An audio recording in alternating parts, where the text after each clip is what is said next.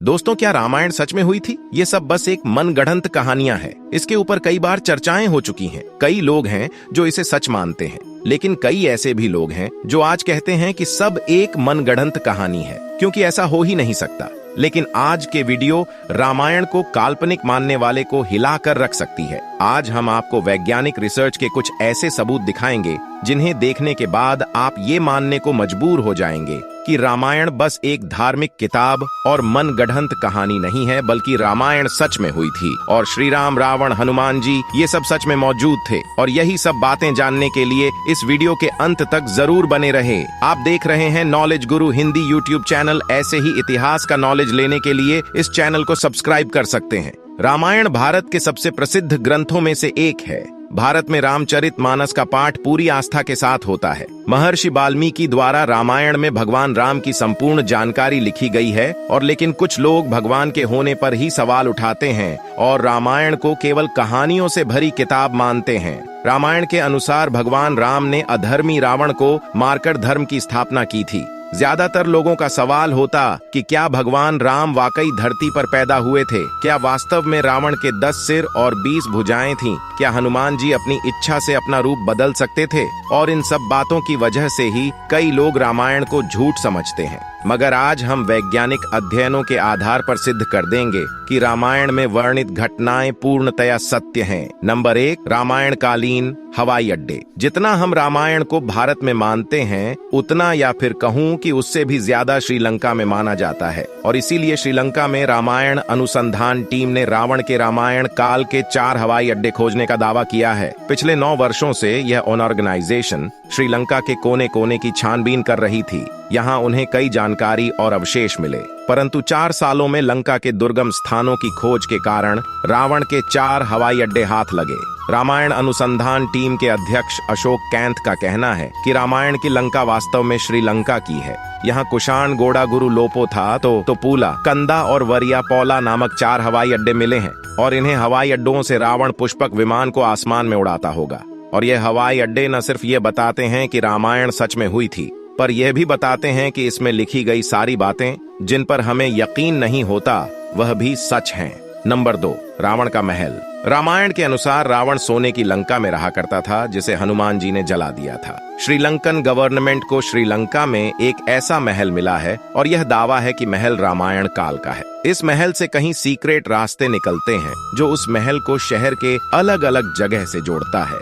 लेकिन जब research team ने इन पर रिसर्च की तो पता चला कि गुफाएं नेचुरल नहीं, बल्कि किसी समय ने इंसानों द्वारा बनाया गया था। श्रीलंकन हिस्ट्री के अनुसार रावण शहर के अलग अलग हिस्सों में अचानक से ही प्रकट हो जाया करता था और पलक झपकते ही उन हिस्सों से गायब होकर अपने महल में पहुंच जाता था। इसलिए जानकारों का मानना है कि रावण इन्हीं गुप्त रास्तों का इस्तेमाल किया करता था। अब इतने बड़े एविडेंस को हम कैसे नकार सकते हैं? नंबर 3, अशोक वाटिका के सबूत। रामायण के अनुसार रावण ने माता सीता का हरण करके उन्हें अशोक वाटिका के अंदर रखा था। कहा जाता है कि अशोक वाटिका रावण का सबसे पसंदीदा स्थान था। ये जगह इतनी रहस्यमयी थी कि हनुमान जी इसे आसानी से ढूंढ नहीं पाए थे। मगर हैरानी की बात तो ये है कि अशोक वाटिका आज भी श्रीलंका में मौजूद है। ऐसा माना जाता है कि एलिया पर्वत की एक गुफा में माता सीता को रखा गया था, जिसे सीता एलिया नाम से जाना जाता है। यहाँ सीता माता का एक मंदिर, जिसे विराग टोक कहते हैं, और वह आगरा से 10 किलोमीटर की दूरी पर है। यहीं पर सीता जी का अपहरण कर पुष्पक विमान को उतारा गया था। मगर यहाँ पर जिस बात ने सबसे ज्यादा चौंकाया, वह यहाँ मौजूद पेड़ हैं। रामायण ग्रंथ में इस बात का जिक्र मिलता है कि अशोक वाटिका में अशोक के वृक्ष बहुत ज्यादा थे, इसलिए इसका नाम अशोक वाटिका रखा गया था। अब जैसा रामायण में इस वाटिका के बारे में कहा गया था, वैसा आज यह गार्डन है, जो इसे हम रामायण कालीन एक सबूत मान सकते हैं। नंबर 4, द्रोणगिरी पर्वत। दोस्तों, रामायण में लिखा हुआ है कि युद्ध में जब मेघनाद द्वारा लक्ष्मण जी मूर्छित हो गए थे, उनकी जान बचाने के लिए संजीवनी बूटी की जरूरत पड़ी, जिसके लिए जड़ी बूटी लाने का जिम्मा हनुमान जी को दिया गया था। तब हनुमान जी संजीवनी बूटी लाने के लिए द्रोणगिरी पर्वत पर गए थे। हनुमान जी को जब संजीवनी बूटी का पता नहीं चला तो वह द्रोणगिरी पहाड़ के टुकड़े को उठाकर ले आए। मान्यताओं के अनुसार यह वही पहाड़ है जो आज भी वहां पर मौजूद है। कुछ लोग इसके बारे में कहते हैं कि आज भी उस पर्वत पर वही निशान मौजूद है जहां से हनुमान जी ने उसे तोड़ा था। लेकिन जिस पर्वत का जिक्र रामायण में मिलता है वहां आज मौजूद है। जड़ी बूटी देने के बाद हनुमान जी ने इस पहाड़ के टुकड़े टुकड़े कर इसे श्रीलंका में फेंक दिया था।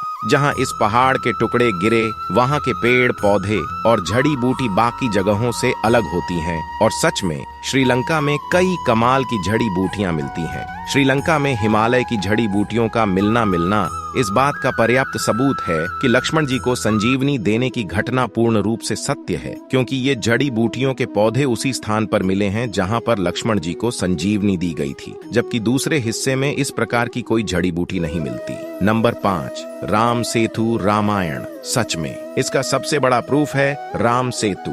राम सेतु को एडम्स ब्रिज भी कहा जाता है और इसके बारे में पक्का सबूत तब मिल गया जब नासा ने सैटेलाइट तस्वीरें जारी की। पैसिफिक ओशियन की तस्वीर में कुछ ऐसा था जिसे देखकर वैज्ञानिक भी हैरान रह गए। पैसिफिक ओशियन के हिस्से में साफ तौर से पत्थरों की एक लाइन बनी हुई नजर आ रही थी। जब वैज्ञानिकों ने इसे तस्वीर पर ज्यादा स्टडी की तो पता चला कि पत्थरों से बनी लाइन है।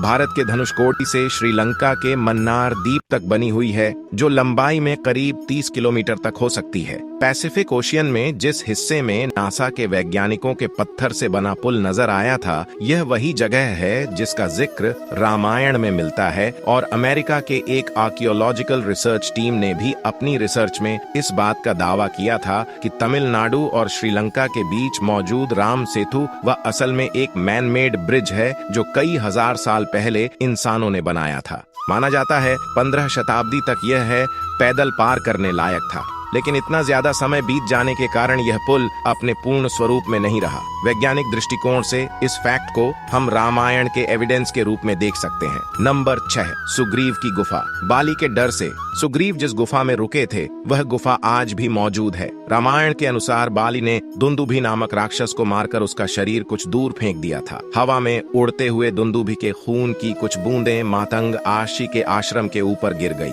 आशी ने अपने तप के बल से जान लिया कि किसकी हरकत है। फिर क्रोधित राशि ने बाली को श्राप दिया था कि कभी भी आर्षि के पर्वत के क्षेत्र में आएगा तो उसकी मृत्यु हो जाएगी। सुग्रीव को राज्य से निकाले जाने पर वह इसी जगह पर आए थे, क्योंकि वह जानते थे कि बाली यहाँ नहीं आ सकता। यहीं पर उनकी मुलाकात राम जी से भी हुई थी और बाद में राम जी ने बाली का वध किया था और सुग्रीव को किष्किंधा का राज्य सौंप दिया था और ये सारी गुफाएं आज भी मौजूद हैं। नंबर 7, राम सेतु के पत्थर। भगवान राम ने समुद्र को पार करने के लिए बंदरों की सहायता से लंका तक पुल बना दिया था। कहा जाता है कि इस पुल के माध्यम से श्री राम की पूरी वानर सेना रावण से लड़ने लंका गई थी। मगर हैरानी की बात तो यह है कि राम सेतु में इस्तेमाल किए जाने वाले पत्थर आज भी मौजूद हैं। राम सेतु पुल के पत्थर पानी पर तैरते थे। रामेश्वरम में सुनामी के दौरान कुछ पत्थर जमीन पर आ गए थे। शोधकर्ताओं ने जब उन्हें दोबारा पानी में फेंका तो वह तैर रहे थे, जबकि दूसरे पत्थर पानी में डूब जाते थे। शोधकर्ताओं के अनुसार इसके लिए एक विशेष प्रकार के पत्थर का इस्तेमाल किया गया था, जिसे विज्ञान की भाषा में माइस स्टोन कहते हैं। यह पत्थर पानी में नहीं डूबता और तैरने वाला है। पत्थर ज्वालामुखी के लावा से आकार लेते हुए अपने आप बनता है।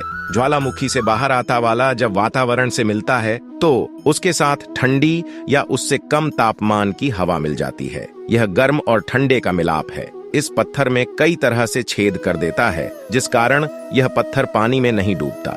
अब इन पत्थरों के पीछे का विज्ञान भी रामायण के समय उनको पता था और उन्होंने इस तकनीक का उपयोग राम सेतु को बनाने में किया था। यह रामायण का एक पुख्ता और मजबूत सबूत है। नंबर 8, जली हुई लंका के सबूत। रामायण ग्रंथ के अनुसार हनुमान जी ने लंका के सोने की नगरी को जला दिया था, मगर अभी कुछ एविडेंस मिले हैं जिन्हें लेकर कहा जा रहा है कि लंका के जलने के सबूत आज भी वहां पर मौजूद है। जिस जगह पर श्रीलंका को जलाया गया था वहां की मिट्टी आज भी काली है, क्योंकि उसके आसपास की मिट्टी का रंग वैसा ही है जैसा कि नॉर्मली मिट्टी का होना चाहिए। बस इतनी से इलाके में ही काली मिट्टी मौजूद है जो कि जली हुई लंका के सबूत को बताती है। इस बात को भी मैं एक इत्तेफाक कहकर टाल नहीं सकते। अब जब आपको इतने सारे प्रूफ दिए जा रहे हैं, यहाँ तक इतने सारे प्रूफ कोई इत्तेफाक नहीं हो सकते, इसलिए यही साबित होता है कि रामायण सच में घटित हुई थी। आपका क्या विचार है? हमें कमेंट कर जरूर बताएं। एक बार फिर मिलते हैं